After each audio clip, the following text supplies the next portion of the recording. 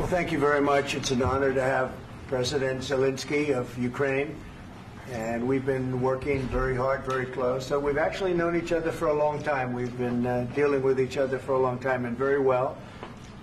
We had a little negotiation spat, but that worked out great. I think for both countries, I think for the world, actually, beyond both countries. And we have something that is a very fair deal. And we look forward to getting in and digging and working and getting some of the rare earth.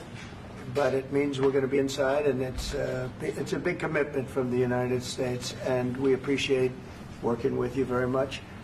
And we will continue to do that. We have had some very good discussions with Russia. I spoke with President Putin, and we're going to try and bring this to a close. It's something that you want and that he wants. We have to negotiate a deal.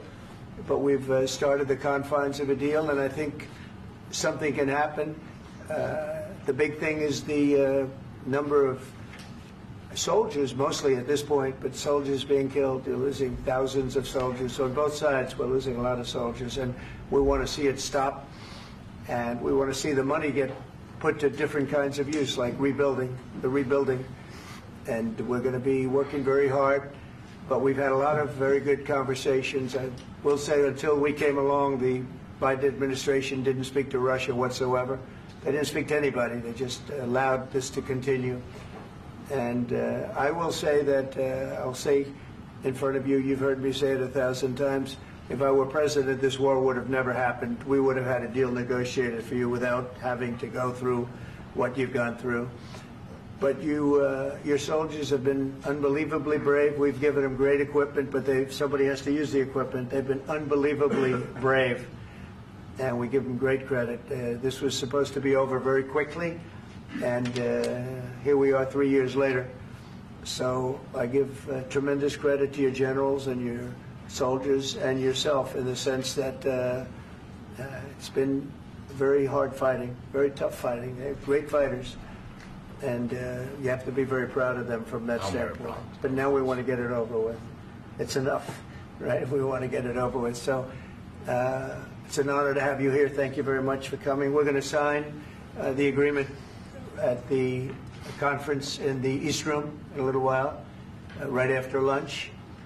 And we'll be having lunch together. We're also discussing some other things. And we appreciate everybody being here. It's somewhat of an exciting moment, but the really exciting moment is when they stop the shooting and we end up with a deal. And I think we're fairly close to getting that, and an honor to have you. And please, I'd like to say something. No, thank you so much, Mr. President. Thank you for the invitation. And really, I hope that this first document, will be first step to real security guarantees for Ukraine, our people, our children. I really count on it. And of course, we count that America will not stop support. Really, for us, it's very important to support and to continue it. I want to discuss it with details further during our conversation, and of course, the infrastructure or security guarantees. Because for today, I understand what Europe is ready to do, and of course, I want to discuss with you what the United States will be ready to do. And I really count on your strong position to stop Putin. And you said that enough with the war. I think that is very important, Ben, to say these words to Putin at the very beginning of war, because he's a killer and terrorist. But I hope that together we can stop him. But for us, it's very important to, to save our country, our values, our freedom, democracy, and of course, no compromises with the killer about our territories. But it will be later. And of course, what I wanted, we spoke about it by phone with you about the drones production. We have very good drones production. I think the best one in the world for today because of the war. Yes, and of course we need very much the air defense. You have the best air defense in the world, and really you helped us under attacks of Russians. And I want to speak how we can exchange the licenses. We're open to share the licenses of all our drones with you, of course, with the United States. And we need licenses for quick production of air defense. Even after the war, we need our nation to be calm, that we are secure. So that's why we need this air shield. And of course, About this, I want to speak about the contingents. I think that France and UK already spoke to you, and we know that Europe is ready, but without the United States, they will not be ready to be as strong as we need. And then the last point, last not least, about exchange, about our people and children. And you know that these crazy Russians, that they stolen 20,000 of children, Ukrainian children. They changed their names, they changed their families, relatives, and now they're in Russia. We want to bring them back, and really, it's a big dream, task, and goal for me, and our warriors. By the way, Mr. President, we exchanged, released more than 4,000 warriors from Russian prison, but there are thousands more in the prison. I wanted to share with you some images. How it's just can I now? Yeah, please. One minute. Just you to understand in what circumstances, in what situation they are, and what the attitude of Russia to our prisoners. They have guys, just you before and after. And you see before and after, just you to understand. Now thousands of such guys, ladies and men, there, and that, so they don't eat, they beat them, and they do a lot of bad things. So out of, even during the war, there are rules. Everybody knows there are rules during the war. So these guys, they don't have any rules. You see that 50, 60 kilograms left, and a lot of such things. And I didn't want to show you what the changes with images of children, because I will just share with you. And, I mean, it's looking tragic. Yeah, that's tough stuff. Yeah, I wanted very much to give you, and you see. Yeah. This is pastor, by the way. They stolen pastors, because it's not Russian church. They stolen pastors and moved pastors to the prison. At the end of last year, we brought 3 pastors, and we could exchange them. And this is pastor, you see. Yeah, that's tough. Yeah, so I mean, this I wanted to show you, and this. So thank you very much. We want to get that ended, right? Yeah, of course. We And want. I think we will. And We have to, of course. do you have any questions, please? Thank you, Mr. President. With how much money is the U.S. going to put into the fund that is being created today, and how does this provide long-term security for Ukraine? Well, we don't know exactly how much, because we're going to be putting some money in a fund that we're going to get from the raw earth that we're going to be taking and sharing in terms of revenue. So it's going to be a lot of money will be made from the sale and from the use of raw earth. And as you know, our country doesn't have much raw earth. We have a lot of oil and gas, but we don't have a lot of the raw earth. And what we do have is protected by the environmentalists, but that can be unprotected, but still it's not very much. They have among the best in the world in terms of raw earth. So we're going to be using that, using it for all of the things we do, including AI and including weapons and the military, and it's really going to very much satisfy our needs. So it's something that just worked out really well. We have a lot of oil, and we have a lot of gas, but we don't have raw earth. So this has just about every component of the raw earth that we need for computers, for all of the things we do. This puts us in great shape. And on long-term security for Ukraine, how does this provide? I think they're going to have great luck. I think once we make the agreement, that's going to be 95% of it. They're not going to go back to fighting. I've spoken with President Putin, and I feel very strong. I've known him for a long time, and I feel very strongly that they're very serious about it. And we'll make a deal. And when the deal is made, I don't think we talk about security. Everyone's talking about the other day. All they talked about was security. I said, let me make the deal first. I have to make the deal first. I don't worry about security right now.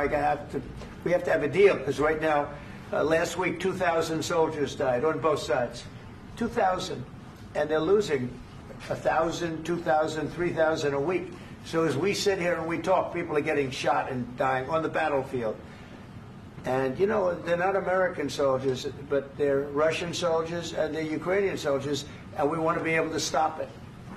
And we want to be able also to spend money on other things. We don't want to, this is a tremendous amount of money. And what the Biden administration did was terrible. They were giving money, but he had no security on the money. Europe, as you know, gave much less money, but they had security. It was in the form of a loan. They get their money back, and we didn't. And now, at least we're protected because the American taxpayer has to be protected too. But this is an incredible agreement for Ukraine because we have a big investment in their country now, and what they have, very few people have. And we're able to really go forward with very, very high-tech things and many other things, including weaponry that we're going to use in many locations, but that we need for our country. Mr. President, This allows us to do that. will you continue sending military aid? Yes, go ahead, please. If I can just there. Yes. In the document, there is one of the very important points. If we speak about business and investment, we never had LNG terminals in Ukraine. This document will open. I mean, the next document, but anyway, here we see in the framework, we see really goodwill for this. LNG terminals for us is very important, and I think for security of European continent. We have the biggest storage, gas storage. We have the biggest in Europe. Yes, yes, and we can use it. Use it for LNG. Use it for LNG, and we will do it. And really, we can help Europe because Europe really helped. President Trump said that they made less support, but they are our friends and they are our very supportive partners. They really gave a lot, Mr. President. They did. They gave a lot, but they gave much less. No. Much less. No. No. No. Okay. Okay.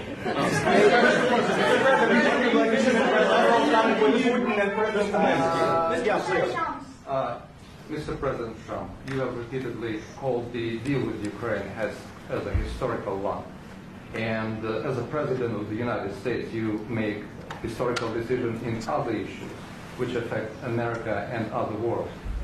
So what place in the world history do you want to take? And do you associate yourself with any famous historical figures? Yeah, I'd say George Washington, Abraham Lincoln. I would say I'm far superior to George Washington and Abraham Lincoln. Now, you know I'm only kidding, right? Because when I say that, the fake news is going to go wild. They're going to say he considers himself to be better than Washington. But you never know. You never know. I don't compare myself to anybody. I'm here to do a job. We've had a great 35 days or whatever it might be, a month, a little more than a month. We've accomplished tremendous amounts. Not only this would be a very great achievement if we could get the war stopped and get them back to normalization. I think that's going to happen. We've had very good talks on both sides, as you know. But I think we've done a very good job, just generally. If you look at all of the things we've done in 30 days, they're saying there's never been a opening for a president. The first month, there's never been a first month like we've had. And this is one of the very important things. This, to me, is one of the most important things because we have tremendous death taking place as we speak, and I don't want to have that. You know, think of the parents, whether they're in Russia or Ukraine, think of the parents of all these people being killed needlessly. They came to our territory. Should have never started. This would have, if I were president, this would have never started. Mr. President, will you continue sending military aid to Ukraine after the U.S. signs this agreement with Ukraine? Yeah, we're going to be continuing. President Zelensky, do you feel like the U.S. is on your side, that the President Trump is on your side at this moment? Right. What do you think? He wants to know, do you think that, sort of a stupid question. I guess we wouldn't be here if I wasn't. I think that the United States on our side from the very beginning of occupation, and I think that President Trump on our side, and of course, I'm sure that the United States President will not stop support. This is crucial for us. It's important for us. Yes. And Putin, the president speaks about the people and the soldiers which are dying, but they came to our territory, they came to our land. They began this war, and they have to stop. And I think this is the question, with really the most important question. Can President Trump, I hope yes, with some other allies, to stop Putin, withdraw these enemies, our enemy, withdraw these troops from our land?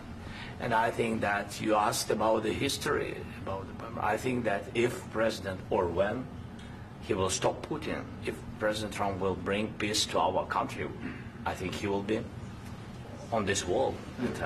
We've had very, very good talks. What about military aid to Ukraine? President Zelensky just said that there will be no compromises with Vladimir Putin. I just wanted to ask both of you. Firstly, are there compromises that you think that President Zelensky is going to have to make?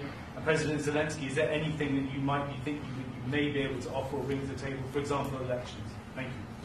I think you're going to have to always make compromises. You can't do any deals without compromises. So certainly he's going to have to make some compromises, but hopefully they won't be as big as some people think you're going to have to make. That's all. That's all we can do. I'm here as an arbitrator, as a mediator to a certain extent between two parties that have been very hostile, to put it mildly. They've been very hostile. There's been a vicious war.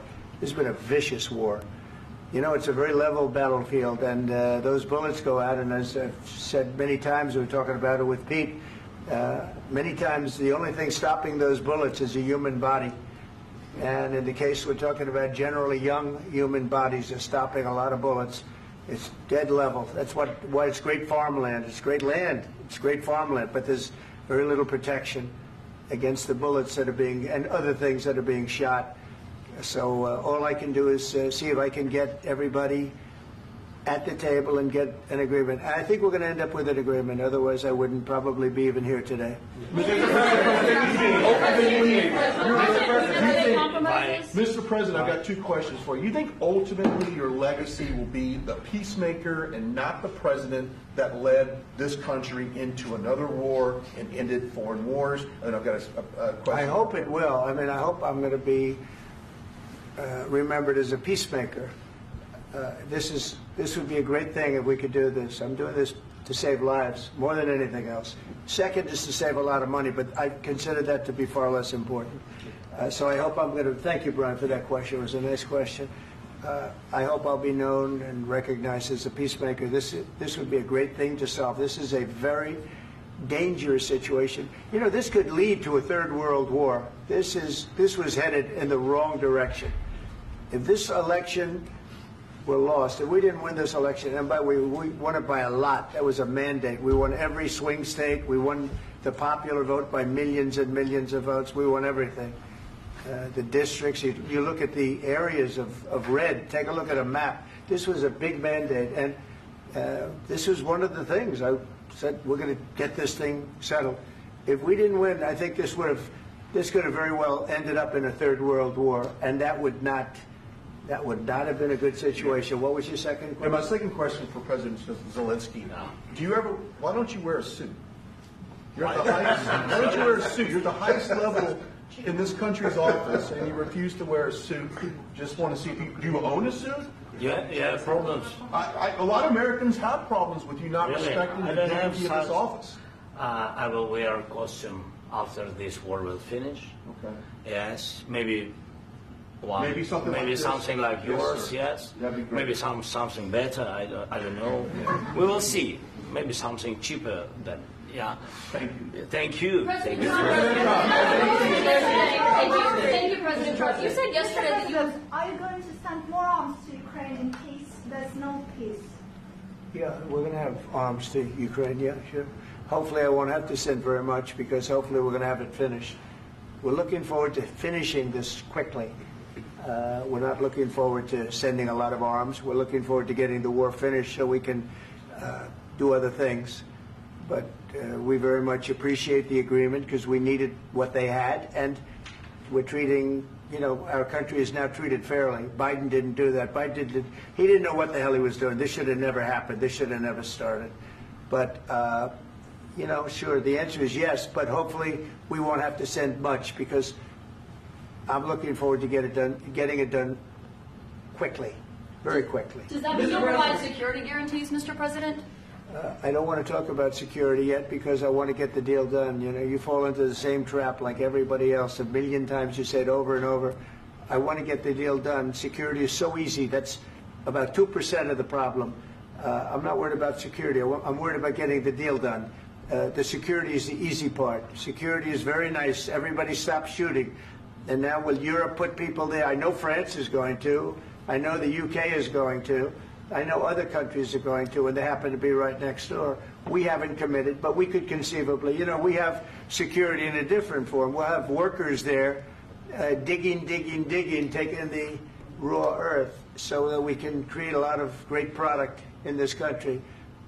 So in that sense, you have something, but we haven't determined that yet. I will say, in speaking to France and in speaking to, and they were here, as you know, last week and just the other day, they have committed to a lot of security. I don't think you're going to need much security. I think once this deal gets done, it's over. Russia's not going to want to go back, and nobody's going to want to go back. When this deal ends, I really believe this deal is going to be over. Yeah, please go ahead. Go ahead. Thank you, Mr. President, thank you. You had Mr. Macron and Keir Starmer at the White House this past week, both of whom praised your courage and conviction to lead the pathway towards peace. Yes. Part of that involved, though, re-engaging Russia in diplomatic relations, something that previous leaders lacked the conviction to do so. What gave you the moral courage and conviction to step forward and lead that? Well, I love this guy. Who are you with? One American News, sir. Well, that's why I like him. One American News does a great job. I like the question. I think it's a very good question. It's a pathway to peace. It's a pathway to getting something solved. And I feel that as the head of this country, I have an obligation to do that. Plus, you know, we're very much involved. We got involved. It's too bad we got involved because there should have been no involvement because there should have been no war. And there shouldn't have been October 7th. That would have never happened. As you know, Iran was broke. They had no money to give to Hezbollah. They had no money to give to Hamas. They were stone cold broke. And then under Biden, they became rich as hell. They went from no money to $300 billion in a period of 4 years. And they gave a lot of that money away. And you see what happened. And that's a real mess also that we hope to be able to solve. But no, I appreciate your question very much. I feel I have an obligation to try and do something to stop the death. If I can answer. Yes, if I can answer. Sorry. Please. And I do like your clothing, by the way. Yeah, really? Even though I think he's a great guy, by the way. But I don't know if you two like each other. But you know what? I think he's dressed. I like this guy. I think he's dressed beautiful. So I have more serious things than answer on such question. Sure, I will answer on more serious question statement. if I can. Yeah. So please, about security guarantees and about just ceasefire. We can't just speak about ceasefire and speak. It will not work. Just ceasefire will never work because I'm like a president. I have this experience, and not only me. Ukraine before my presidency, from the 2014, Putin broken 25 times. 25 times he broken his own signature. 25 times he broken ceasefire. But he never broke to me. He never broke to me. No, you were the president. You were the president during. He never broke to me. In 2016, you've been the president, Mr. President. You've been the president, but he had, of course, not with you, but he had during those periods. He had conversations with our side, and we had Normandy format. You know, the France, Germany, Ukraine, and Russia, and he broken 25 times. That's why we will never accept just ceasefire. It will not work without security guarantees. Security guarantees, maybe President is right about this document and other, but this document is not enough. Strong army is enough because his soldiers afraid, Putin's soldiers afraid of our soldiers when we're strong enough. If we are not strong enough, if we are empty, if our storage is empty, we can't defend our land. Today, you know, he knows that we have, all the world knows that we have meeting, yes? Why he's using ballistic? Putin today using ballistic on our hospitals, schools, and etc. Ballistic. So he knows that we are here and that President Trump is really have goodwill to stop this war. And you hear now the president. So why he's using? So he doesn't want to stop. He doesn't want. But I hope that we will do it. Really, we'll do it. Security. When we speak about security guarantees, when the Europeans are ready for contingents, they need USA backstop. If there will not be United States, we will not never have any contingents, strong contingents from the Europeans, because they don't want to divide alliance connection between the United States and the main and strongest ally and Europeans. And this is crucial. This is important. That's what we want to speak about very much. This is very important. And air defense. So air defense, really, we have big deficit with all these systems, and we need to provide this. We need it very much. Otherwise, Putin will never stop, and will go further and further. He doesn't want. He hates us, you know? It's not about me. He hates Ukrainians. He thinks that we are not a nation. He thinks, and he shared these thoughts, I think maybe with your team also, I don't know. But with all the Europeans, in media, officially and not, he always said that there is no such country, such nation, such language, and such life like Ukrainian. No, he really doesn't respect all the Ukrainians, and he wants to destroy us. And you are right, Mr. President. That's 2%. This document, maybe other documents, it's a very good start, very good, but it will not enough to stop this person. Should Russia pay to rebuild Ukraine? Mr. President, after these Should Russia pay to rebuild Ukraine? They have to pay. This question. This is the rule. This is the rule of the war. This is the rule of the war. During all the centuries, all the history, this is the rule of the war. Who began, those pay. Do you agree This with is the rule. Putin began this war. He has to pay all money for innovation. He has to pay. Of course, some Russian assets, what we have in Europe, about 300 billion, we can use them. We can use for innovation and buy military support from the United States also. We can do it, but it's not enough. It's not enough. Do you envision a trilateral summit with Putin and President Zelensky? Wait 1 second. I asked this question that you didn't like because I wanted to know if you want to position yourself in the middle between Russia and Yes. Ukraine or on the Ukraine side. No, I'm in the middle. I want to solve this thing. I'm for both. I want to get it solved. And it's wonderful to speak badly about somebody else, but I want to get it solved. If we can solve it, great. If we can't solve it, they're going to have to fight it out, and who knows what's going to happen. But I want to see it get solved. May I follow up? One more question about U.S. troops in Europe. After Russian invasion of Ukraine, your predecessor sent additional troops to Eastern Europe, including Poland, my country. Yeah. Are you committed to keeping these troops on the eastern flank of NATO in the future? I'm very committed to Poland. I think Poland has really stepped up and done a great job for NATO. As you know, they paid more than they had to. They are one of the finest groups of people I've ever known. I'm very committed to Poland. What about Baltics? Poland's in a tough neighborhood, you know. What about the Baltics? The Baltics, they got a lot of, it's a tough neighborhood too, but we're committed. We're going to be very committed, and we're committed to NATO. But NATO has to step up, and the Europeans have to step up more than they have. And I want to see them equalize, because they are in for far less than we're in, and they should be at least equal. You understand that? Why is the United States, we have an ocean in between, why is the United States in for so much more money and other things as Europe? With that being said, and as you said, they've also been obviously very helpful. But we have put in far more than they have, and I think they should equalize. Mr. President, Please, go ahead. about the agreement again today, what changed between the first time that Secretary Bessent gave President Zelensky the agreement and today for the signing? We made a deal. So What was the I'm just- deciding factor? I'm a business person. We made a deal. That's what changed. Mr. President, I didn't think we were going to make a deal, and We ended up making the deal, so that changed. Mr. President, what and how do you envision a trilateral summit with President Zelensky and Putin? I don't know, but well, they circumstances? don't like each other. I can tell you that. Okay? They do not like each other. This is not a love match, and it's unfortunate. That's why you're in this situation.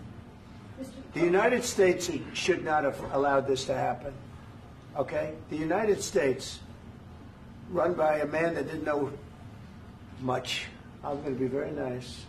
Run by an incompetent person, very incompetent person, should never have allowed this to happen. I've stopped wars. I've stopped many wars. My people will tell you, I stopped wars that nobody ever heard about. I stopped wars before they ever started.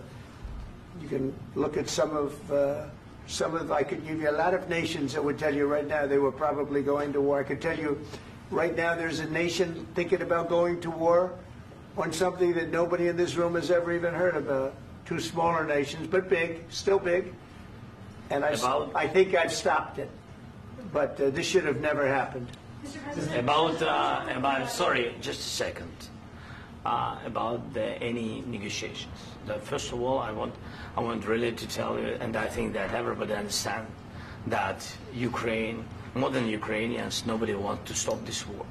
But at the future, any negotiations, it's understandable that two sides of the war, not Russia and the United States, because this is not the war between Russia and the United States. This is war of Russia against Ukraine and Ukrainian people. So these two sides will be at the will be at the negotiation table. Then of course United States, like the strongest partner of the Ukraine, and of course Europe. I think Europe is very important. I want to speak about it with the President. Yes, Europe is very important for us because we really defend Europe for today. All Europeans really recognize that we are defending the line and they have real life and our people are dying. That's why they helped us. And also it's about the NATO.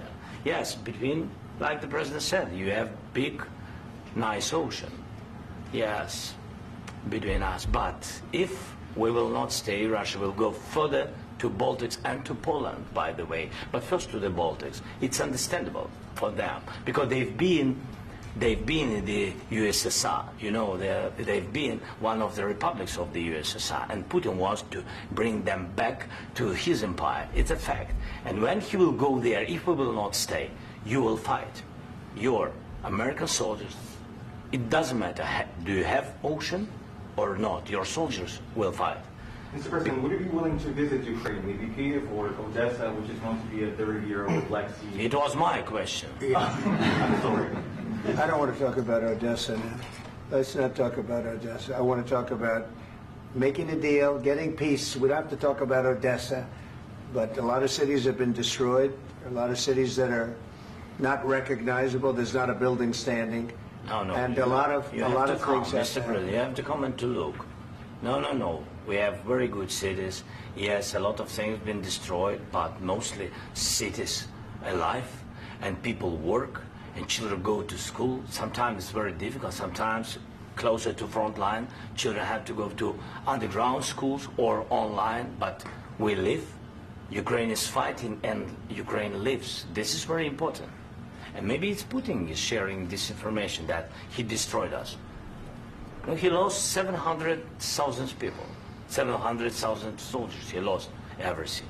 Yes. So. Mr. President, one more. I mentioned Poland. Please, go ahead. When did you last speak with President Putin, and what did he say that? A couple of days ago. And what did he tell you that gave you the assurance that he wanted peace? Well, that's what I do. My whole life is deals. I know pretty good. And I've known him for a long time. I've dealt with him for a long time. He had to suffer through the Russia hoax. You know, Russia was a hoax. It was all Biden. It was nothing to do with him. So he had to suffer through that, and he was able to do that. I think that he wants to make a deal, and he'd like to see it end. That's all I do. That's what I do. My whole life, that's what I do, is make deals. And I'm in the middle of a mess, because this is a real mess. It's a very dangerous one. If this doesn't get solved now, it's not going to get solved for a long time. So I hope we're going to get it solved. In the back, please. Thank you, Mr. President. Prime Minister Starmer claimed repeatedly that his government believes in free speech and was not engaged in censorship. But his country's government arrests people for memes and thought crimes, and even more worrisome is pressuring American companies to censor Americans on his behalf. How can he be a reliable, trustworthy partner when he says things that are demonstrably false on such an important topic? Well, we actually spoke to him about that yesterday, and we thought they took it very, very much too far. JD was very strong on it. So was I.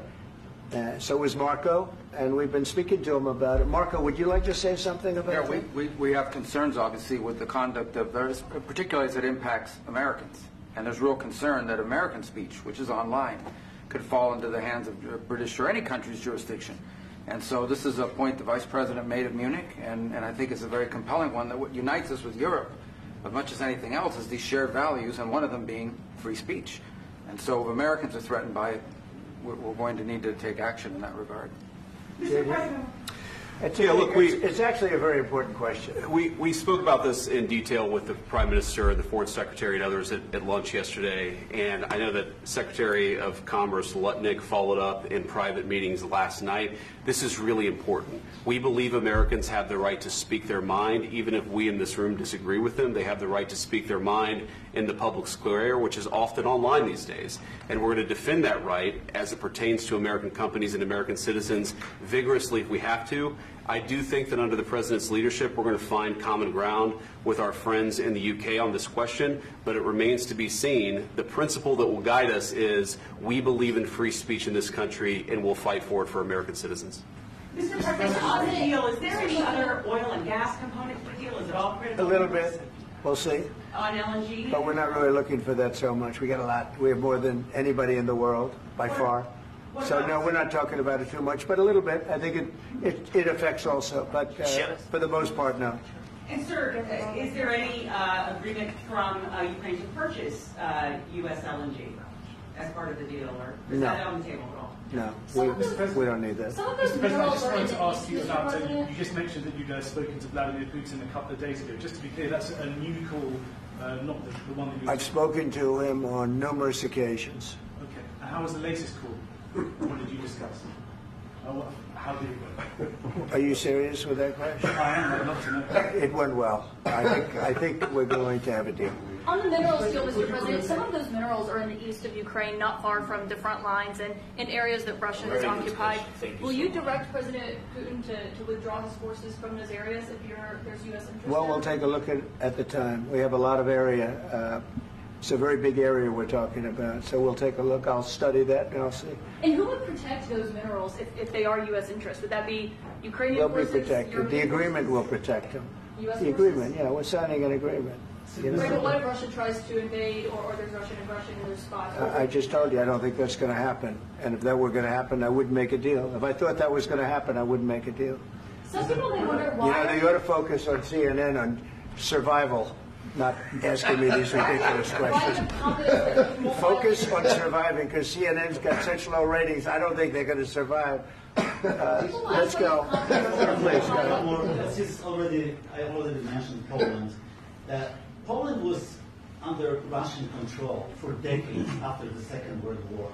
When I was a kid, I looked at the United States not only as a most powerful country, richest country in the world, the country that has great music, great movies, great muscle cars, but also as a force for good. And now I'm talking with my friends in Poland, and they are worried that you align yourself too much with Putin. What's your message for them? Well, if I didn't align myself with both of them, you'd never have a deal. You want me to say really terrible things about Putin and then say, "Hi, Vladimir, how are we doing on the deal?" That doesn't work that way. I'm not aligned with Putin. I'm not aligned with anybody. I'm aligned with the United States of America and for the good of the world. I'm aligned with the world. And I want to get this thing over with. You see the hatred he's got for Putin. It's very tough for me to make a deal with that kind of hate. He's got tremendous hatred. And I understand that, but I can tell you the other side isn't exactly in love with, him either. So it's not a question of alignment. I'm aligned with the world. I want to get the thing set. I'm aligned with Europe. I want to see if we can get this thing done. You want me to be tough? I could be tougher than any human being you've ever seen. I'd be so tough. But you're never going to get a deal that way, so that's the way it goes. All right, one more question. Hey, I will respond to this. So look, for 4 years in the United States of America, we had a president who stood up at press conferences and talked tough about Vladimir Putin, and then Putin invaded Ukraine and destroyed a significant chunk of the country. The path to peace and the path to prosperity is maybe engaging in diplomacy. We tried the pathway of Joe Biden of thumping our chest and pretending that the President of the United States' words mattered more than the President of the United States' actions. What makes America a good country is America engaging in diplomacy. That's what President Trump is doing. Can I ask you? Sure. Yeah? Yeah. Okay. So he occupied our parts, big parts of Ukraine, part of East and Crimea. So he occupied it on 2014. So during a lot of years, so I'm not speaking about just Biden, but those time was Obama, then President Obama, then President Trump, then President Biden, now President Trump, and God bless, now President Trump will stop him. But during 2014, nobody stopped him. He just occupied and took. He killed people. You know what the contact line? 2015. 2014 to 2015. 2014. Yeah. So I was not here. Yeah, but that's exactly right. Yes, but during 2014 till 2022, yeah, the situation the same. The people have been dying on the contact line. Nobody stopped him. You know that we had conversations with him, a lot of conversations, my bilateral conversation, and we signed with him, me, like a new president. In 2019, I signed with him the deal. I signed with him, Macron and Merkel, we signed ceasefire. Ceasefire. All of them told me that he will never go. We signed him with gas contract. Gas contract. Yes, but after that, he broken this ceasefire. He killed our people and he didn't exchange prisoners. We signed the exchange of prisoners, but he didn't do it. What kind of diplomacy, JD, you are speaking about? What do you mean?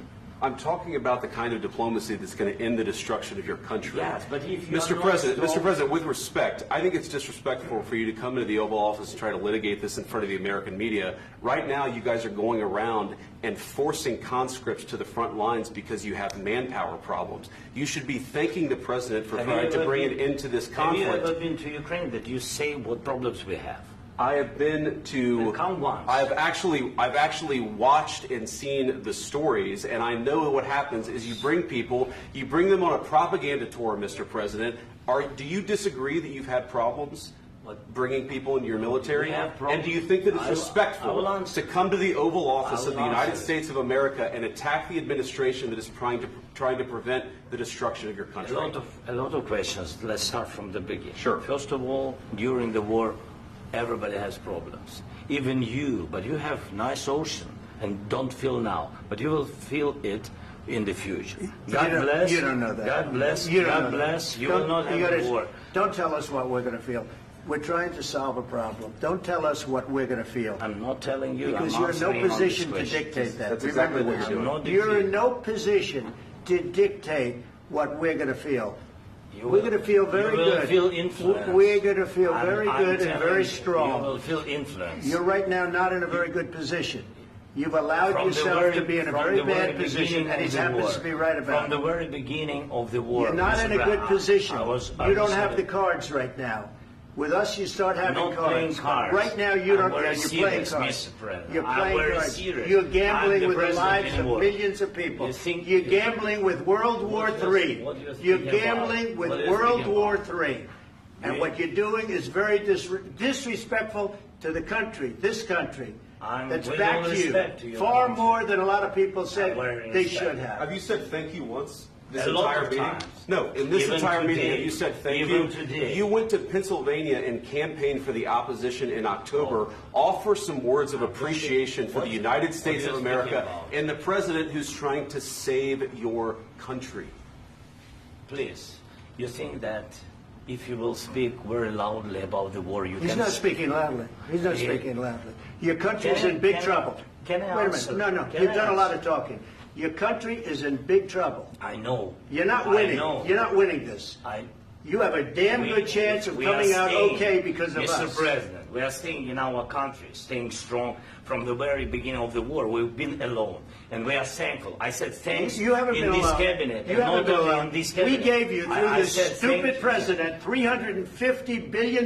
You voted we gave for you your military president. equipment, You and you voted men for are your brave, president. but they had to use our military. What about West? If you didn't have You our invited military me- equipment, you invited if me you to didn't speak- have our military equipment, this war would have been over in 2 weeks. In 3 days, I heard it from Putin. In 3 days, this is something Maybe new. less. In 2 weeks, of course, yes. It's going to be a very hard thing to do business like this. I Again, tell you. just say thank you. I said a lot of accept times that there, thank you accept to that- American people. Accept that there are disagreements, and let's go litigate those disagreements rather than trying to fight it out in the American media when you're wrong.